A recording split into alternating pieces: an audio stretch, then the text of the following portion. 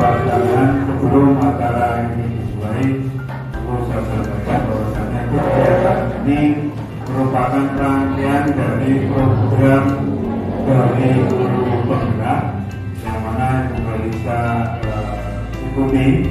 Jadi salah satu program itu adalah mendiseminasikan apa yang sudah diperoleh pada kegiatan Guru Penggerak. Dan kesempatan ini merupakan sudah beberapa kali pertemuan juga bisa mengikuti program Guru Penggerak. Ini merupakan salah satu kegiatan mendiseminasikan apa yang sudah diperoleh. Yang di sini adalah tentang budaya positif yang ada di sekolah. Ini bagaimana kita nanti membudayakan hal-hal yang positif, bagaimana caranya kegiatan dan seterusnya nanti akan sepanjang lebar yang disampaikan oleh untuk itu supaya kegiatan ini mulai dari awal sampai dengan akhir memberikan keberkahan buat kita semuanya, berjalan dengan lancar. Mari kita buka dengan bacaan Al-Quran surat Al-Fatihah. Mudah-mudahan kegiatan ini berjalan dengan lancar berlalu. Alhamdulillah wa ala kulli ni'matin shalihah. Al-Fatihah.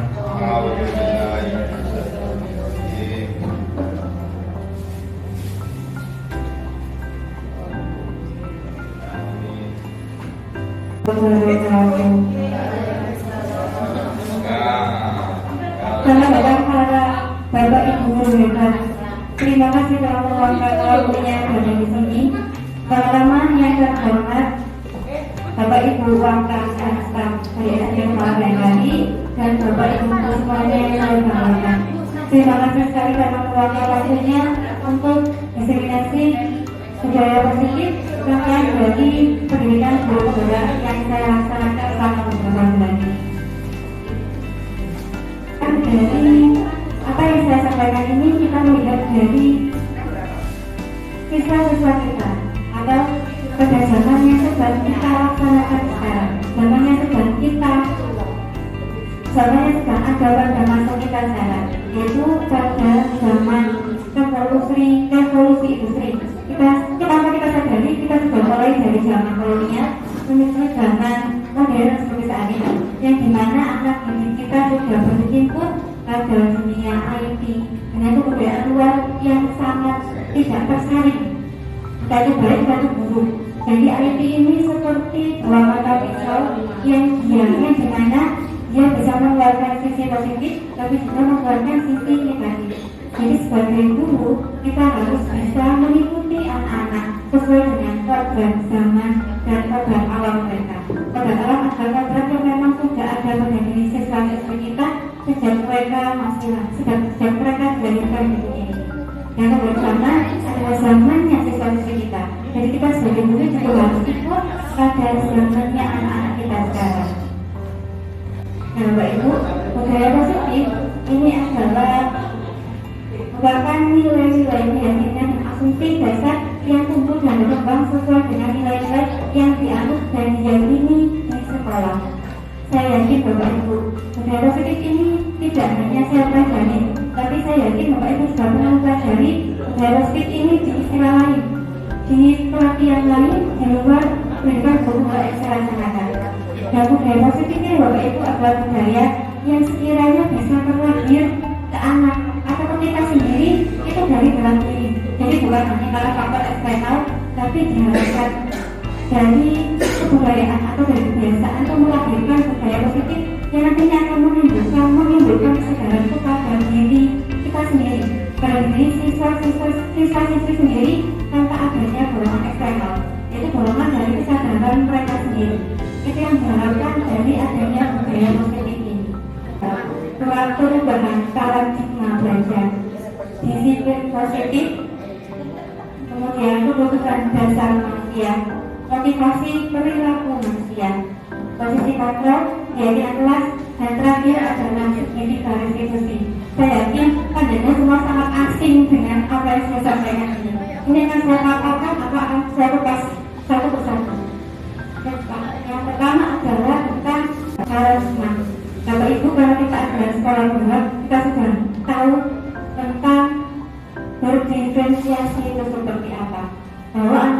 kita itu adalah anak-anak yang cerdas, tapi mereka cerdas pada bidangnya masing-masing.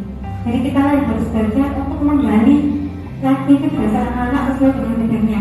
Karena tidak mungkin kita memaksa ikan yang berenang untuk bisa memanjat pohon. Itu seperti budaya diferensiasi yang sudah kita pelajari selama ini sekolah penggerak, dan ini lebih diperdalam lagi di program pendidikan guru penggerak. Teori Bapak Ibu yang mengatakan bahwa arti dari kata disiplin berasal dari bahasa belajar. Dan sebenarnya kalau kita selama ini disiplin itu adalah peraturan. Dan sebenarnya kita juga sedang belajar bagaimana kita bisa belajar mengendalikan diri dengan aturan-aturan yang ada.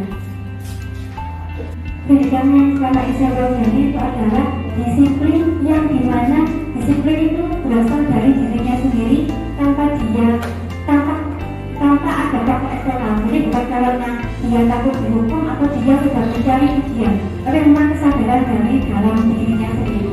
Nah, jadi bagaimana agar kita bisa membuat siswa-siswi kita juga seperti itu. Pendidikan yang selama ini saya pelajari itu adalah disiplin yang dimana disiplin itu berasal dari dirinya sendiri tanpa ada faktor eksternal. Jadi bukan karena dia takut dihukum atau dia sudah mencari ujian, tapi memang kesadaran dari dalam dirinya sendiri.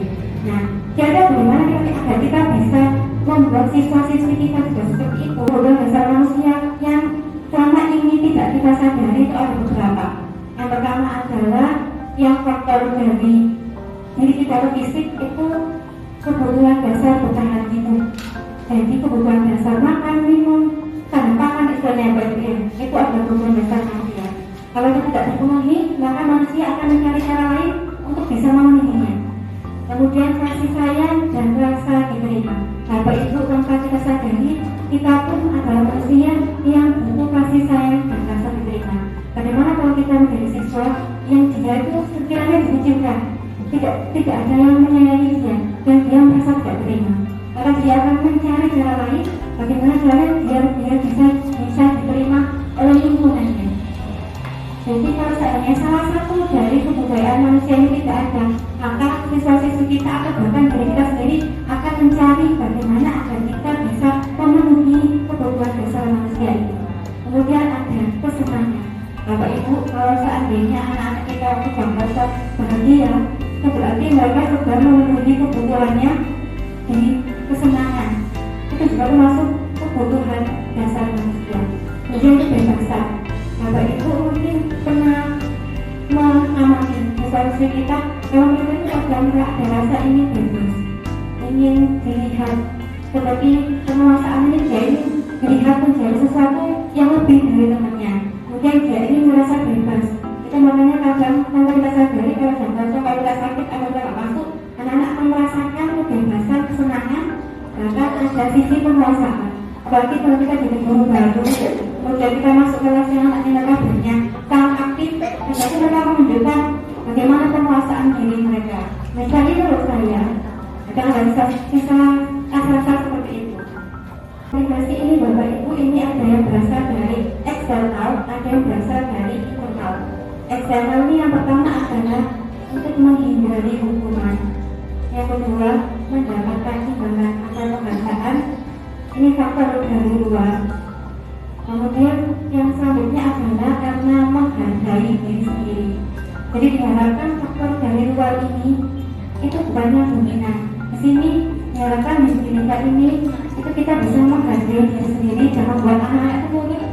Karena mereka memang sadar kalau mereka harus nurut, mereka harus mengakui peraturan dari dalam diri, bukan karena faktor menghindari hukuman atau bukan karena faktor mencari penghargaan atau imbalan. Bapak Ibu, tanpa kita sadari, saat kita ada di posisi menghukum atau hukuman, sebenarnya kita sudah melakukan ini kepada siswa kita. Yang pertama adalah menyakiti mereka, membuat mereka tidak nyaman, kemudian takut, memaksa, dan tunda diri.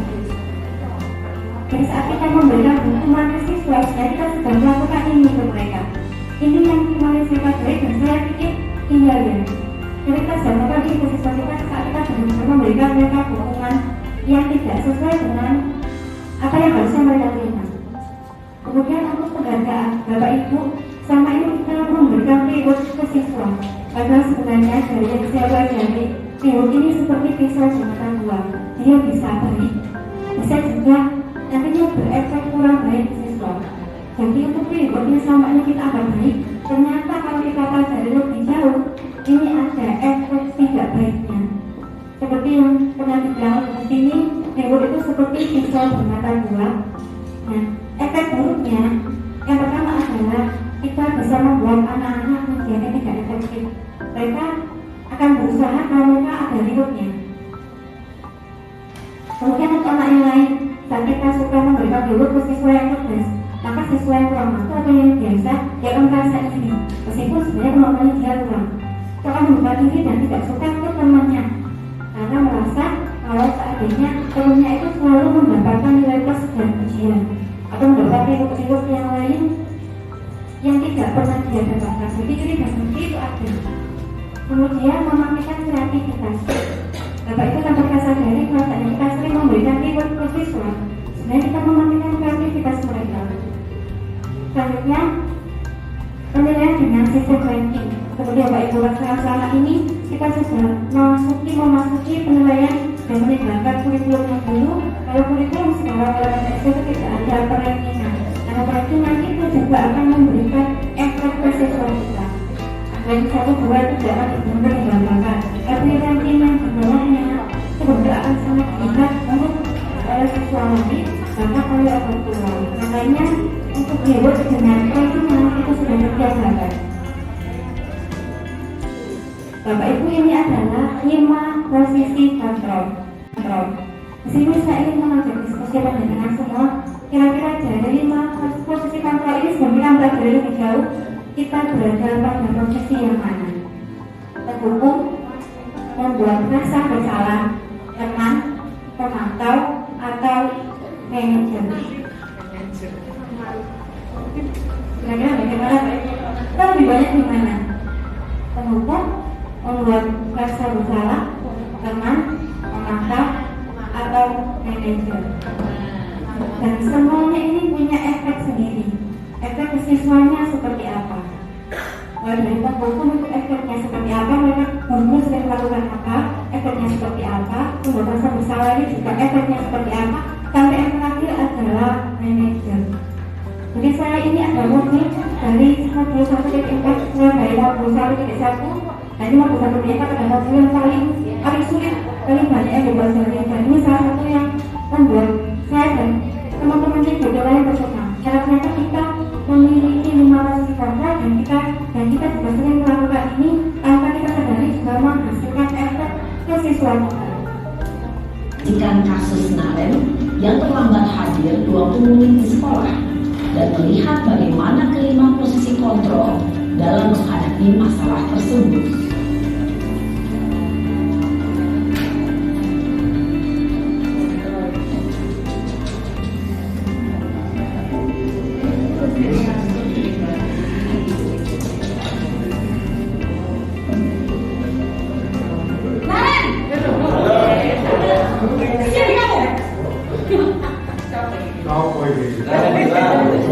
Selalu terlambat. Kamu deh, pasti terlambat.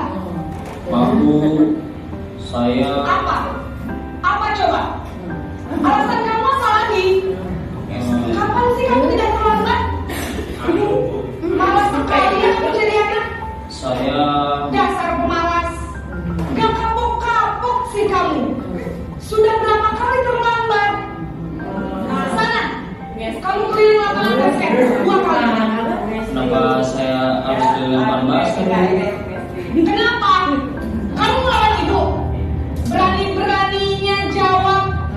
Sudah terlambat, masih berani jawab pula. Sekarang, keliling lapangan basket 5 kali sekalian.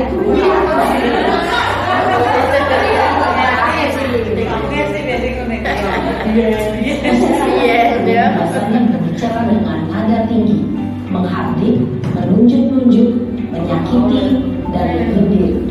Hukuman bisa berupa fisik maupun psikis. Ibu dan bapak guru hebat.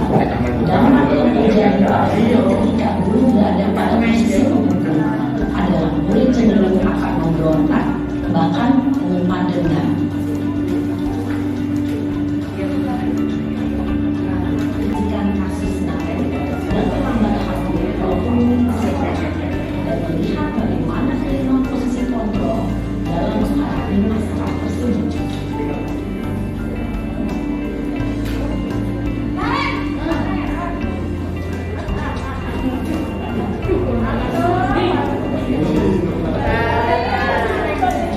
Kamu kenapa terlambat lagi, nak? Ya, Nen. Kamu senang jadi kamu saya?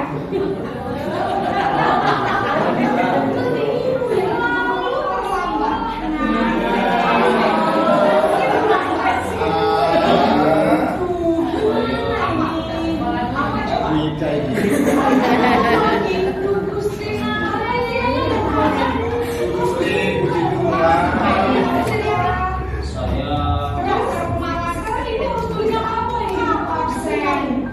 Sudah berapa kali saya terlambat loh. Sana ibu, sekarang cuci lapangan basket. maaf, saya harus dilempar basket. Lain kali kan bikin susah lagi ya. Berani-beraninya jawab terus. Sudah terlambat, masih berani jawab pula. Sekarang keliling lapangan basket 5 kali sekalian.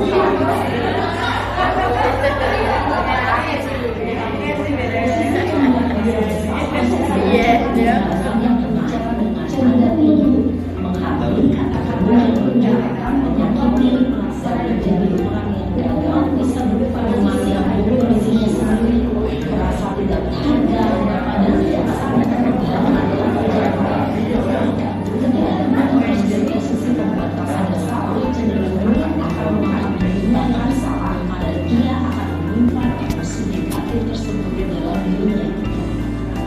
Kritikan kasus Napen yang terlambat hadir 20 menit di sekolah dan melihat bagaimana kelima posisi kontrol dalam menghadapi masalah tersebut.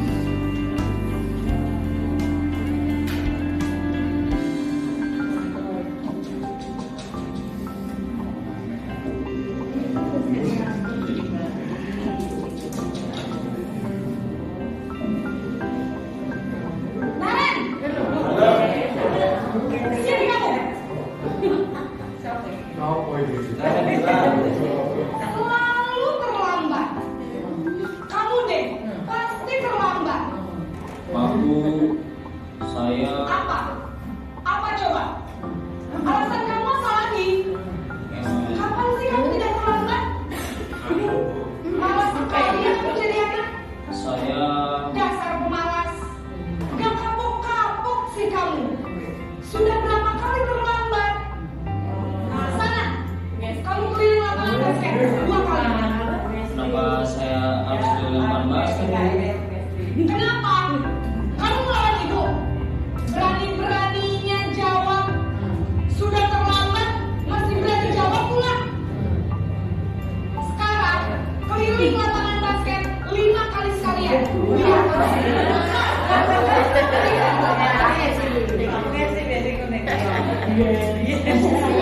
Biasanya berbicara dengan nada tinggi, menghardik, menunjuk-nunjuk, menyakiti, dan menyindir. Hukuman bisa berupa fisik maupun psikis. Ibu dan bapak guru hebat dalam terjadi ketika guru berada pada posisi pemukul adalah murid cenderung akan memberontak, bahkan mengumpat dendam.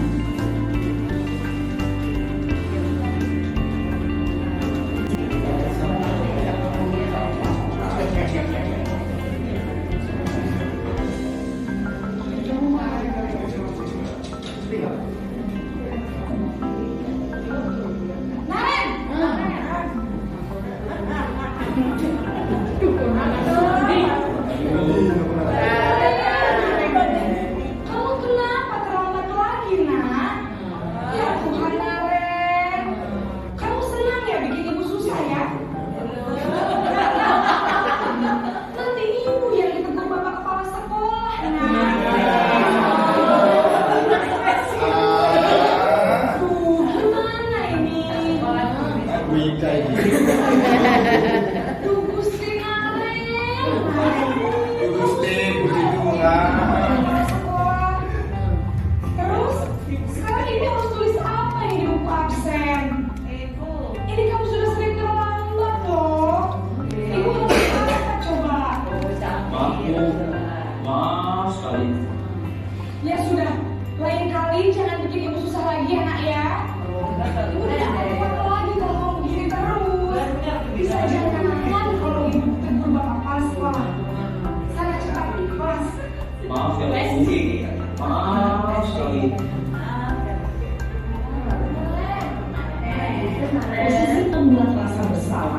berbicara dengan nada tenang, cenderung lembut, namun kata-kata yang dikatakan membuat murid merasa menjadi orang yang gagal, memandang buruk dirinya sendiri, merasa tidak berharga, dan tidak sanggup membahagiakan orang lain.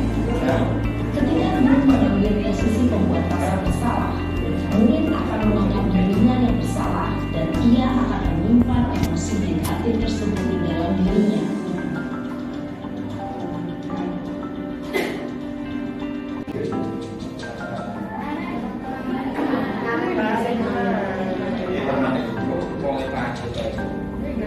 Tapi nanti ganti-ganti.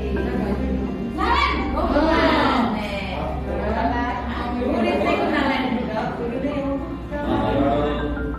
wah, sudah berapa ini Naren? Lagi ya saya.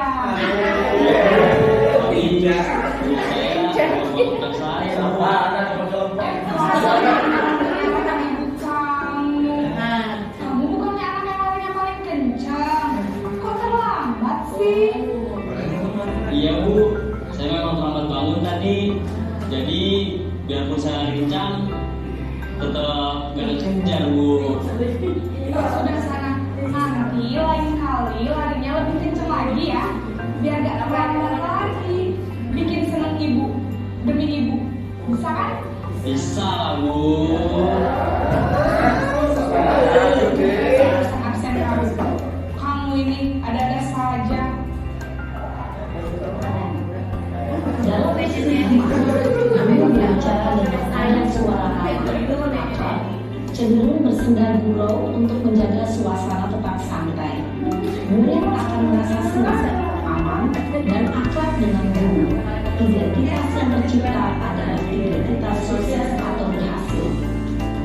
Namun, perlu diingat, karena ini masih dorongan eksternal, maka ada faktor ketergantungan dari murid kepada orang tertentu. Di sini, guru aksennya, sehingga di lain waktu, murid bisa berperilaku baik, namun hanya kepada orang-orang tertentu saja.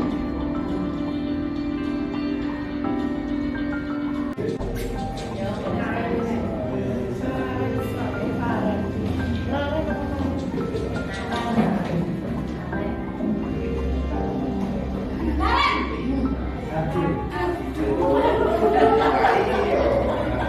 Selamat pagi Bu. Selamat pagi Naren. Maaf Bu, saya terlambat. Iya, sekolah masuknya jam 7, sekarang sudah jam 7.20. Jadi sekarang bagaimana nih Naren? Maaf Bu, saya lupa alarm saya semalam. Baiklah, menurut kamu, keyakinan sekolah yang mana yang perlu kamu tingkatkan? Menghargai diri sendiri dan orang lain mungkin ya Bu. Setuju. Jadi, apakah Naren meyakini prinsip saling menghormati tersebut? Iya Bu, saya meyakininya. Apakah Naren bersedia memperbaiki masalah keterlambatan ini? Bersedia Bu. Bagaimana kamu akan perbaiki masalah keterlambatan ini? Saya akan coba untuk tidak lupa menyetel alarm saya Bu. Baik, kalau Naren lupa menyetel alarm di rumah, ada orang yang kira-kira bisa bantu mengingatkan tidak? Ada Bu, kakak saya, Kak Emma. Ada lagi selain Kak Emma? Selain Kak Emma, ada ibu saya.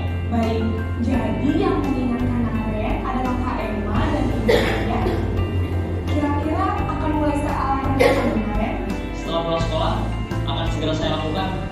Baik, jadi Naren akan setel alarm untuk bangun besok pagi dan akan diingatkan oleh kakak dan ibunda Naren ya. Ada lagi yang mungkin perlu dilakukan Naren agar tidak terlambat bangun lagi. Tidak ada Bu. Baik Naren, terima kasih untuk bersama kamu. Sekarang kamu kembali ke kelas untuk belajar. Baik Bu, terima kasih. Posisi manajer adalah posisi kontrol yang disarankan untuk membimbing murid memiliki sikap disiplin yang positif, yaitu murid yang mandiri, bertanggung jawab, dan dapat memecahkan masalah. Tujuan dari posisi ini adalah agar murid dapat berefleksi atas tindakannya.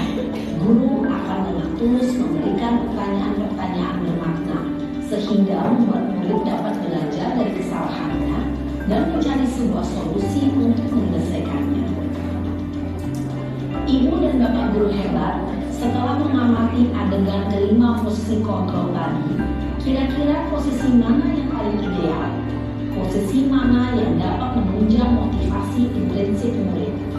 Ya, tentu posisi manajer. Posisi ini memang posisi ideal yang ingin dituju setiap pendidik. Pada posisi inilah, guru dapat menerapkan disiplin positif yang berpihak pada murid, yang memerdekakan murid.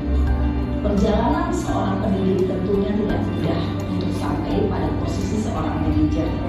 Namun, tujuan kita pasti, yaitu menciptakan murid-murid yang mandiri, merdeka, dan bertanggung jawab.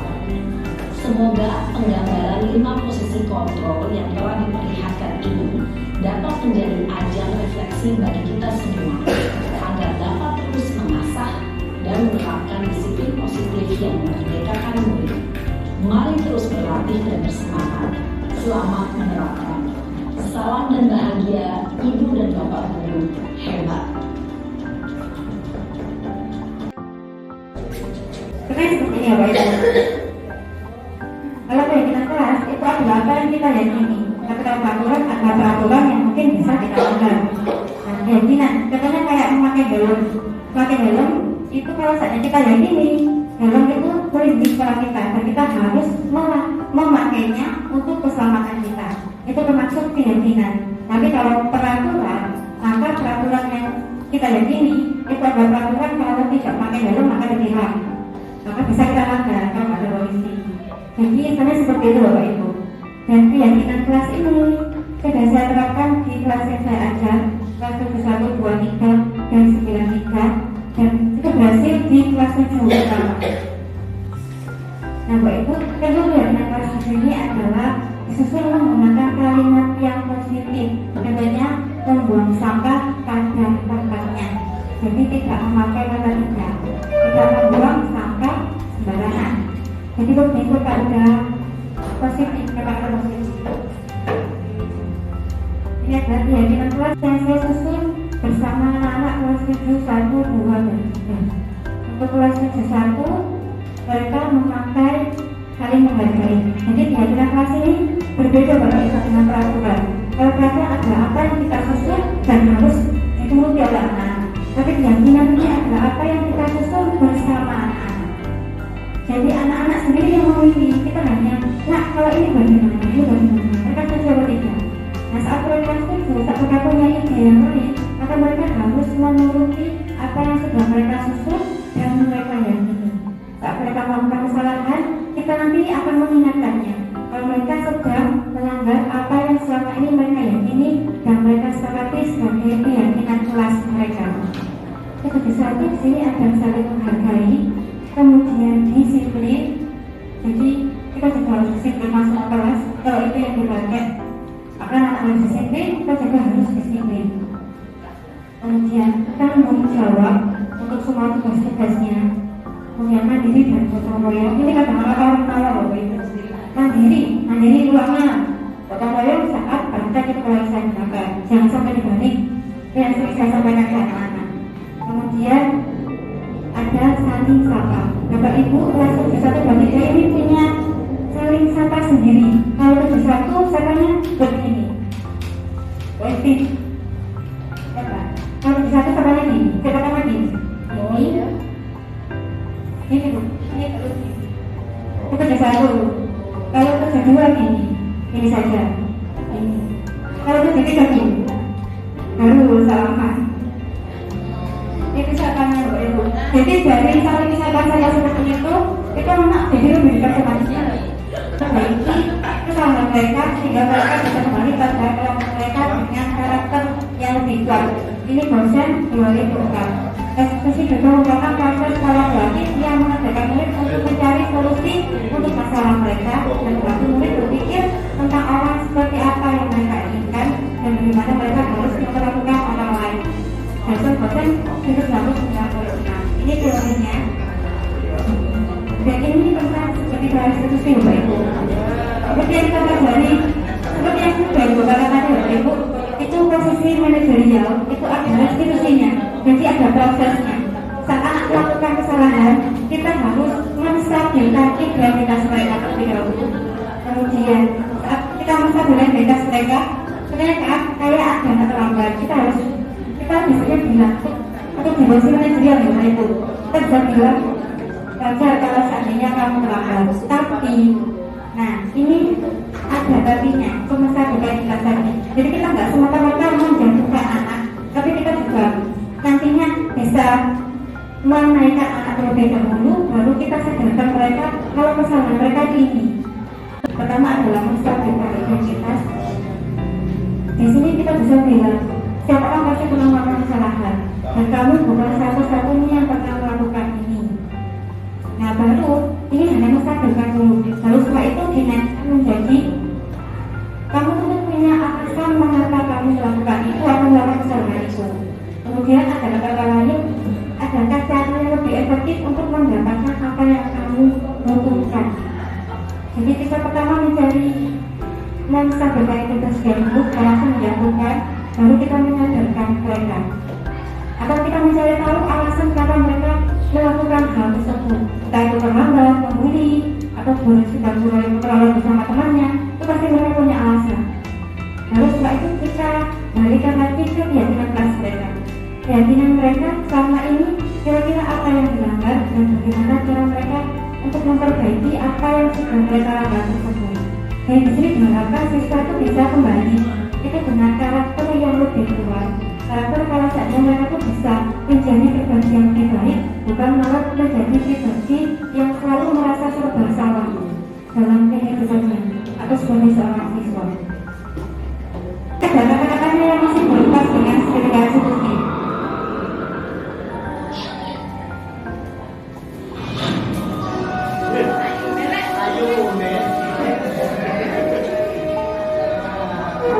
Ini adalah presentator dan pengajar praktek saya.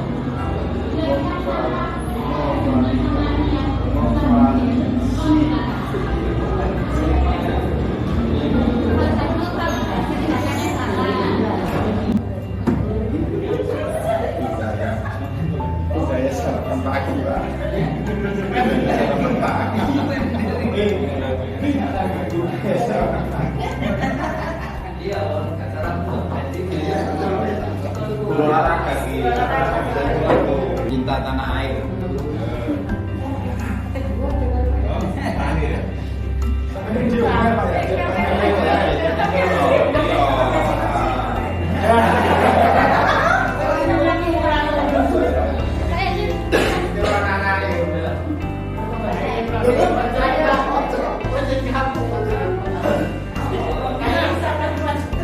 budaya positif. Jadi sudah ada guru, sekarang budaya positif. Yang pertama sini ada menundukkan kepala semua. Nih, ya. Apa ini? Nanti inspirasi atau masalah dinding. Menata sepeda dengan rapi, kita dapat lebih awal sepeda di depan.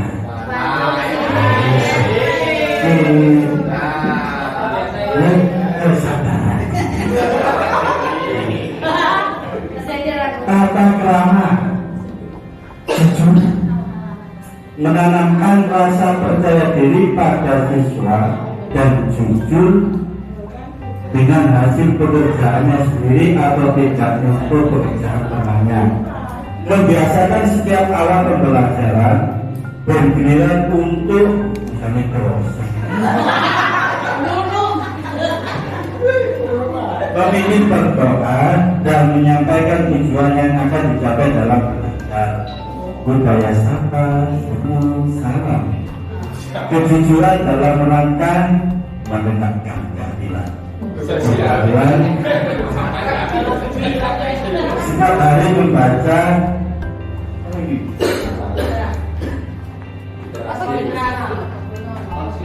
refleksi kita bersama bisa menjadi budaya positif yang benar-benar kita terapkan untuk setelah kita menjadi lebih maju lagi semoga barangkali terus selalu jaya dan jaya.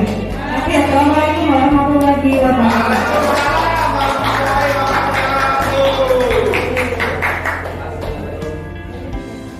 Sekali lagi tepuk tangan pada Rumel.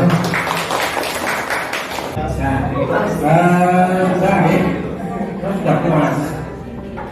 Terima kasih Bapak Ibu atas waktunya mengikuti kegiatan inspirasi berkompeten baik atau budaya positif apa yang sudah didapatkan dari kegiatan di Provinsi.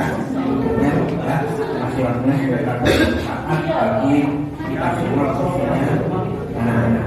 Yang lagi saya minta maaf dari Assalamualaikum warahmatullahi wabarakatuh.